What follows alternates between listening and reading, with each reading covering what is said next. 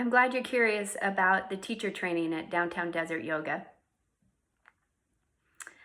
I'm going to share a little bit about my own experience so that you understand a little bit more about what the emphasis is in our teacher trainings.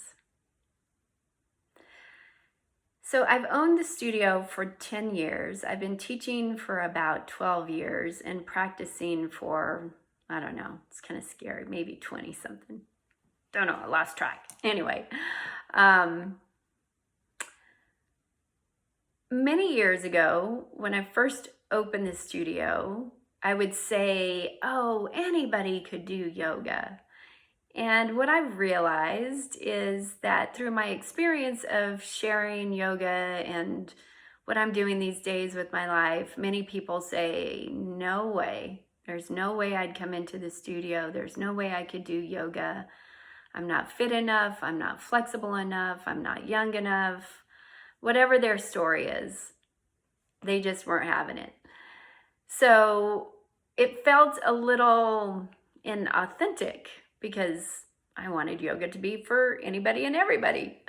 And I was saying it, but let me tell you, when I had people in my classes who couldn't get into a particular shape, like I was so anxious, many times those people did not have a good experience.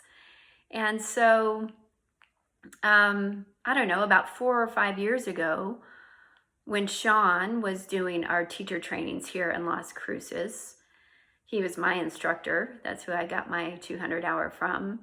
I noticed that he shifted the way he was doing his teacher trainings, and that was because he had started a yoga therapy program. And I was like, well, wait a minute, that's not the way you taught me to teach. And so I was so curious about it that I started attending all of those teacher trainings that actually it was 1 or 2 before I took it over. And as a result of that, because his emphasis was in yoga therapy, it meant that literally what I had to do was deconstruct the way I was trained and put it all back together so that I could truly start to teach to a much broader population. And that felt really good. And so when he was ready to let go of the 200 hour, I picked it up. He now does our 300 hour teacher trainings here in Las Cruces. And our teacher training is based on the model that I learned from him. And that was really working it from the inside out. There's some self-realization that we have to go through in this program. There are energetics, and really that is at the nexus of being able to read energy and understand kind of, when you understand your own energy, then it's easier for you to get a read on a room full of people and then know what to offer them. So as part of the program that he started, functional movement, which we now refer to as optimal movement, was at the root of it. And that is this philosophy of biomechanics and just moving the body in a way that is unique to one's own anatomy, and then incorporating different ideas based on that so that you can really get your students into their own body so that they have their own experience. And through that and some different ideas about cueing, then it really becomes the student's experience as opposed to me trying to impose an idea about a shape that they have to create. All we have as instructors is offering up movement and breath. And so that's really what we focus on.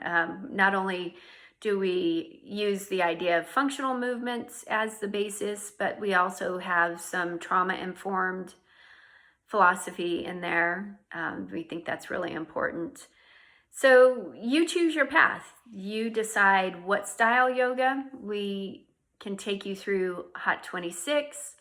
We can take you through some what we refer to as big fusion, some vinyasa flow, maybe it's restorative or yin.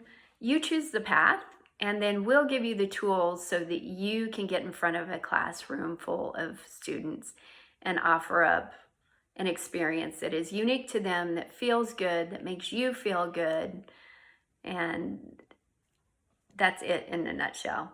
I'm glad you're curious. If you have any interest in joining us, we're going to have a Q&A on January 18th, which is a Saturday, from 2 to 5 p.m. We'll try to answer any questions that you might have, and we look forward to meeting you.